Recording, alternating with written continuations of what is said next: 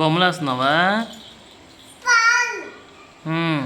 బొమ్మలు వేస్తున్నావా? బొమ్మలు బాగా వెయ్యి. చేతికి రాసుకోవద్దు. అక్కడ రాయి.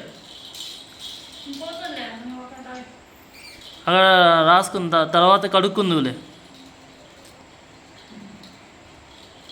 గీయి బొమ్మ గీయి.